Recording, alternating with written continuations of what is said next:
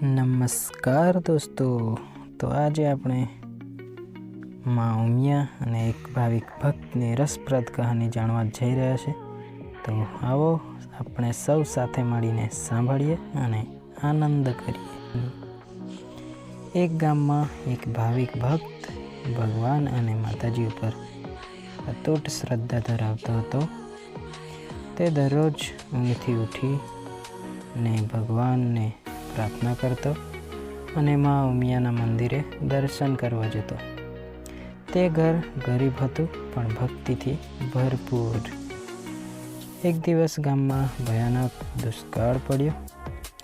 ખેતરો સૂકા પડી ગયા અને લોકોના ઘરમાં અનાજ પણ નહોતું.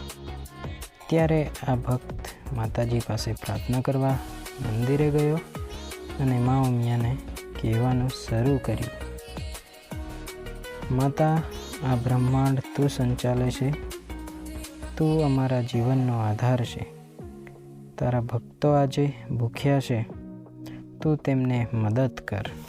તેની નિષ્ઠા અને શ્રદ્ધાથી માતાજી પ્રસન્ન થઈ.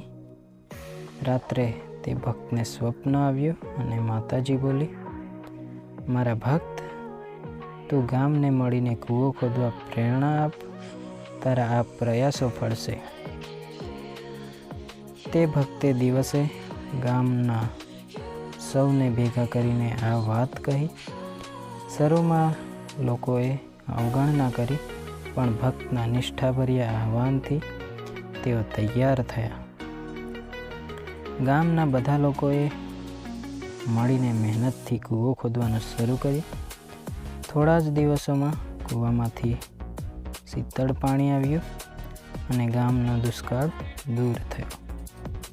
આગાતથી લોકો વધુ ભાવિપૂર્વક માતાજીની પૂજા કરતા અને ભક્તના નિષ્ઠા અને શ્રદ્ધાને નમન કરતા.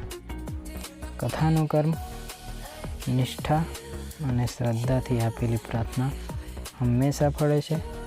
માતા અથવા ભગવાન ભક્તને ક્યારેય નિરાશ નથી કરતા. શું તમને વધુ ગુજરાતી કથાઓ જાણવાની ઈચ્છા છે? તો ચેનલને સબસ્ક્રાઈબ કરી બેલને ઘંટીને ઓલ પર ક્લિક કરી દો. જય માતાજી.